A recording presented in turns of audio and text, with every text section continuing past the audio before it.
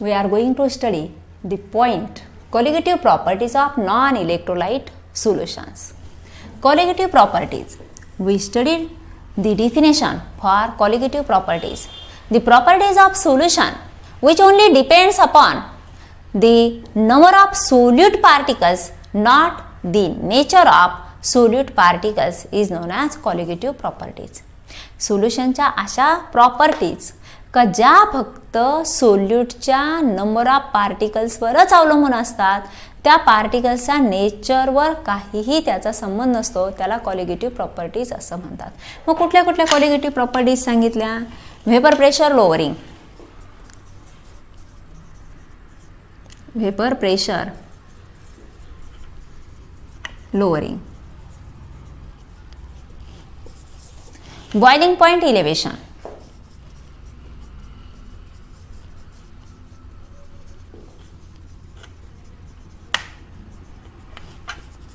freezing point depression, freezing point depression, and fourth one is osmotic pressure.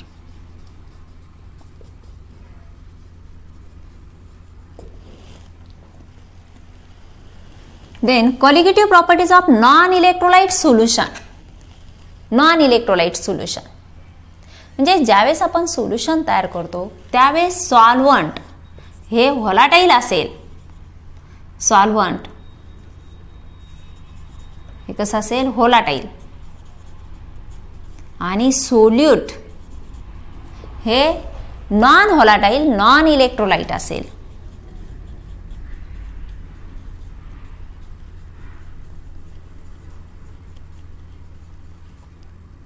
Electrolyte, non volatile, non electrolyte. आता electrolyte असेल, for example NaCl, तर NaClचं काय होणार? वॉटरमध्ये डिसोसिएशन होणार, Na+ आणि Cl- असे दोन आयन्स होणार. म्हणजे एका पार्टिकलपासून दोन पार्टिकल्स तयार होतील. भले ते आयन्स असतील, परंतु एका पार्टिकलपासून जर दोन पार्टिकल्स तयार होत असतील तर नंबर ऑफ पार्टिकलची संख्या जर चेंज झाली तर कॉलिगेटिव्ह प्रॉपर्टी सुद्धा काय होणार आहे? तर चेंज होणार आहे. म्हणून हे सोल्यूट कसं आहे? तर नॉन व्होलाटाईल आहे आणि त्याचप्रमाणे नॉन इलेक्ट्रोलाइट आहे. व्होलाटाईल नाही आहे म्हणजे जो व्हेपर प्रेशर असणार आहे, सोल्युशनचा व्हेपर प्रेशर असणार आहे, तो फक्त कशामुळे असणार आहे? तो सॉल्व्हंटच्या व्हेपर प्रेशरमुळे तो असणार आहे. इथं सोल्यूटचा व्हेपर प्रेशर कन्सिडर केलेला नाही आहे सोल्युशनमध्ये, कारण इलेक्ट्रोलाइट जो सोल्यूट वापरलेला आहे तो मात्र नॉन व्होलाटाईल असा सोल्यूट आहे.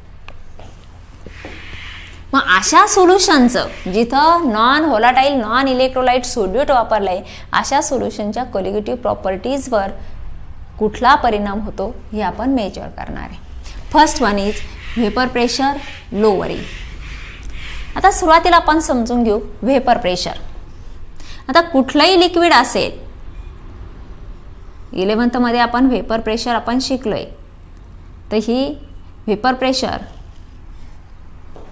एक बेसिक प्रॉपर्टी आहे, लिक्विडची बेसिक प्रॉपर्टी. जसं सरफेस टेन्शन आहे, बॉइलिंग पॉइंट आहे, तसा व्हेपर प्रेशर सुद्धा ही काय आहे? तर बेसिक प्रॉपर्टी आहे. तर कुठलंही लिक्विड हे त्या ठराविक टेम्परेचरला त्या लिक्विडचे काही मोलिक्युल्स हे व्हेपर स्टेटमध्ये जात असतात आणि त्याच टेम्परेचरला काही मोलिक्युल्स कंडेन्स होऊन हे लिक्विड स्टेटमध्ये येत असतात. आणि एका इक्विलिब्रियमला, एका ठराविक टेम्परेचरला जे मोलिक्युल्स व्हेपर स्टेटमध्ये जातील आणि काही मोलिक्युल्स हे कंडेन्स होऊन लिक्विड स्टेटमध्ये येतील, त्यामध्ये एक इक्विलिब्रियम अटेन होते. म्हणजे number of molecules goes into the vapour state are exactly equal to the number of molecules condense and converted into liquid state. At that temperature, at that condition, a specific number of particles are remains in the vapor state and that vapor state molecules exerts a pressure on the surface of liquid known as vapor pressure of that liquid. म्हणजे काही ठराविक molecules हे नेहमीच त्या vapour स्टेटमध्ये त्या टेम्परेचरला असणार आहे आणि ते त्या सरफेसवरती व्हेपर प्रेशर एक्झर्ट करणारे, क्रिएट करणारे, तो म्हणजे त्या लिक्विडचा व्हेपर प्रेशर असणार आहे. आता ते लिक्विड जर एकटंच असेल, म्हणजे फक्त जे सॉल्व्हंट घेतलं ते सॉल्व्हंट असेल, तर तिथं जे सरफेसला पार्टिकल्स असणार आहे ते पार्टिकल्स फक्त त्या सॉल्व्हंटचेच असणार आहे, हो की नाही. आता ह्या सॉल्व्हंटमध्ये आपण सोल्यूट ॲड केलं, तर जे सोल्यूट नॉन व्होलाटाईल असेल, सॉल्व्हंट भले व्होलाटाईल असेल परंतु सोल्यूट मात्र कसं आहे, नॉन व्होलाटाईल आहे, ते इव्हापरेट होत नाहीये, त्याचं व्हेपरायझेशन होत नाहीये. मग ज्यावेळेस सोल्यूट ॲड करतो त्यावेळेस सॉल्व्हंटमध्ये सोल्यूट ॲड केल्यानंतर त्यापासून तयार झालं सोल्युशन. आणि ह्या सोल्युशनमध्ये ज्यावेळेस फक्त सॉल्व्हंट होतं त्यावेळेस सरफेसवरती ज्या वरच्या भागामध्ये जे पार्टिकल्स होते ते फक्त सॉल्व्हंटचे होते. आता सोल्युशन तयार झाल्यामुळे काही पार्टिकल्स हे सरफेसवरती, काही पार्टिकल्स सॉल्व्हंटचे असणारे तर काही पार्टिकल्स हे सोल्यूटचे असणारे. मग सोल्यूट नॉन व्होलाटाईल असल्यामुळे व्हेपर स्टेटमध्ये जे पूर्वी सॉल्व्हंटचेच फक्त मोलेक्युल्स जात होते तर इथं जाण्याचं प्रमाण मात्र कमी झालं, कारण सुरुवातीला जे व्हेपरायझेशन होतं ते सरफेसच्या मोलेक्युल्सचं होतं. मग इथं सरफेसच्या मोलेक्युल्सची काही सरफेस सॉल्व्हंटच्या मोलेक्युलची जागा सोल्यूट मोलेक्युल्सनं घेतल्यामुळे व्हेपर स्टेटमध्ये जाणाऱ्या पार्टिकल्सची संख्या, मोलेक्युलची संख्या सुद्धा काय झाली, कमी झाली. साहजिकच व्हेपर प्रेशर सुद्धा काय झाला, कमी झाला. आलं लक्षात. इथं व्हेपराईज होण्याचं केवळ सॉल्व्हंट असल्यामुळे व्हेपराईज होण्याच्या क्रियेचं प्रमाण जास्त होतं, परंतु इथं सरफेसवरती नॉन व्होलाटाईल सोल्यूट असल्यामुळे इथं जे व्हेपर्स होणारे तयार सॉल्व्हंटच्या मोलेक्युल्सचं त्याचंही प्रमाण कमी असणार. म्हणून हा जर सॉल्व्हंटचा, प्युअर सॉल्व्हंटचा जो व्हेपर प्रेशर आहे त्याला जर आपण P1 नॉट असं म्हटलं, pure component, vapour pressure of pure component, आणि व्हेपर प्रेशर ऑफ सोल्युशन हा काय असणार आहे, टोटल प्रेशर P असणार आहे. परंतु हा टोटल प्रेशर जो आहे तो मात्र कशामुळे, तर सॉल्व्हंटमुळे. मग सॉल्व्हंटचा जो व्हेपर प्रेशर आहे सोल्युशन मधील त्याला आपण काय म्हटलंय, पार्शियल व्हेपर प्रेशर असं म्हणतो आपण, पार्शियल व्हेपर प्रेशर. मग हा P1 नॉट हा काय असणार आहे, ग्रेटर दॅन P1. इथं जो व्हेपर प्रेशर मिळणार आहे हा P1 नॉट असणार आहे, इथं जो व्हेपर प्रेशर असणार आहे तो P1 असणार आहे. मग हा व्हेपर प्रेशर इथं जास्त मोलेक्युल्स व्हेपर स्टेटमध्ये, इथं कमीत कमी मोलेक्युल्स व्हेपर स्टेटमध्ये, म्हणून P1 not is greater than P1. Therefore delta P दोन्हीमध्ये फरक काय असणार आहे, तर P1 नॉट मायनस P1 इतका हा डेल्टा P असणार आहे. दोन्हीचा डिफरन्स म्हणजे डेल्टा P, तो काय असणार आहे, P1 naught minus P1, known as lowering of vapour pressure.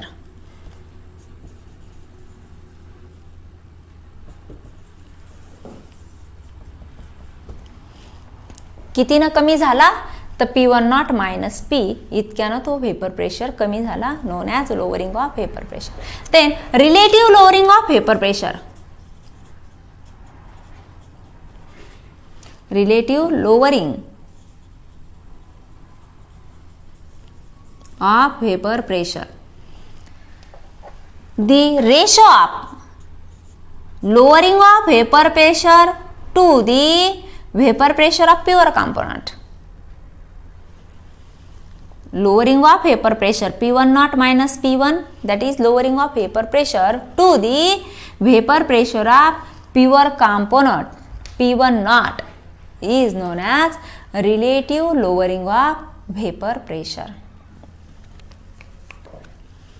And Raoult's law for lowering of vapor pressure.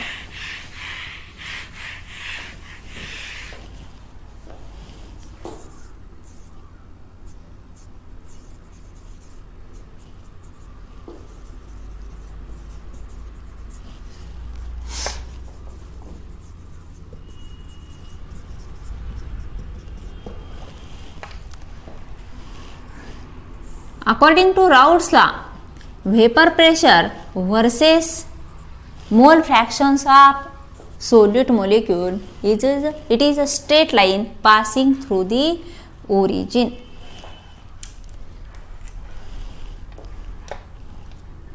Lowering of vapor pressure P1 naught minus P, that is equal to P1 naught minus P1, that is equal to delta P. But P1 according to Raoult's law, partial vapor pressure is the product of vapor pressure of pure component and its mole fractions in the solution. हे आपण equation बघितलं Raoult's law साठी. But we know that x1 plus x2 equal to 1, mole fractions of solute plus solvent is equal to 1. Therefore x1 equal to 1 minus x2, where x1 and x2 are the mole fractions of solvent and solute respectively. Therefore P1 equal to P1 naught in bracket 1 minus x2, हे P1 naught न multiply करून घेऊ, P1 naught minus P1 naught x2. आता P1 minus P1 naught equal to minus P1 naught x2. आता ह्याला इक्वेशनला आपण negative sine न multiply केलं तर काय होईल, minus P1 plus P1 naught equal two plus P1 naught x2, हो की नाही. आणि हेच आपण अशा प्रकारे आपण लिहू शकतो, हो की नाही. असं लिहिलं तरी कुठलाही चेंज त्यामध्ये होणार नाहीये, हो की नाही. आता हे P1 naught इकडं मल्टिप्लाइड आहे, इकडं आल्यानंतर डिवाइड होईल, काय होईल, P1 naught minus P1 divided by P1 naught equal to x2. आता हे इक्वेशन म्हणजेच काय,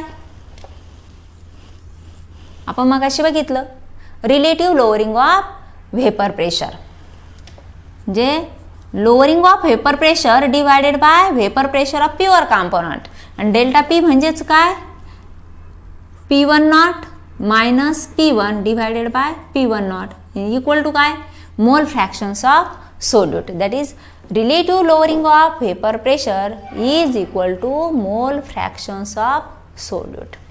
आता हेच इक्वेशन वापरून आपल्याला molecular weight of solute calculate करता येतं. To calculate equation to calculate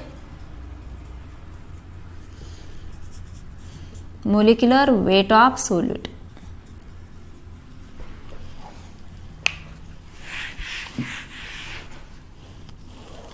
आपल्याला इक्वेशन काय मिळालं, P1 naught minus P1 divided by P1 naught equal to x2, where x2 equal to n2 divided by n1 plus n2. हेही आपण equation बघितलं, मोल fractions of solute is the number of moles of solute in the total number of moles of solution.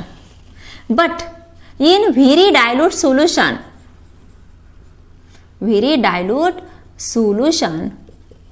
n2 is very small than n1, therefore it is negligible.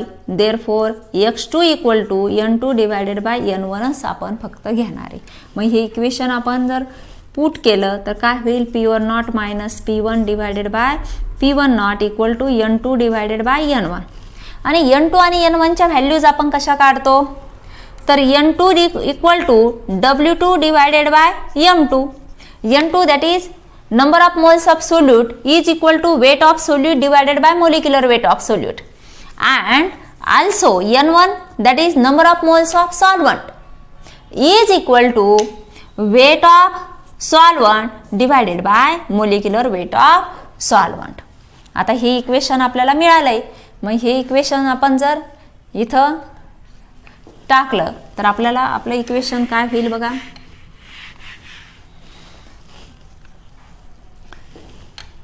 P1 naught minus P1 divided by P1 naught equal to x2 ची value n2 divided by n1, that is equal to W2 divided by m2 divided by W1 divided by m1. आता हे भागिले उलट गुणिले जर केलं आपलं तर आपलं इक्वेशन होईल P1 naught minus P1 divided by P1 naught equal to हे W2 डिवायडेड बाय M2 जसंची तसं गुणिले हे M1 डिवायडेड बाय W1 याचा न्यूमरेटर आणि डिनॉमिनेटर चेंज होईल. म्हणजे ह्या इक्वेशनवरून आपल्याला काय काय कॅल्क्युलेट करता येईल. Vapour pressure of pure component, partial vapour pressure that is vapor pressure of solution means partial vapor pressure of the solvent. त्यानंतर weight of solute, molecular weight of solute, then molecular weight of solvent and weight of solvent. एवढ्या सगळ्या terms आपल्याला बाकीच्या 1 2 3 4 5 6 terms आहे. 6 terms पैकी 5 terms आपल्याला जर माहीत असतील तर आपण 6वी टर्म्स तिथं कॅल्क्युलेट करू शकतो. आपण पुढच्या लेक्चरला यावर आधारित प्रॉब्लेम सॉल्व्ह करू.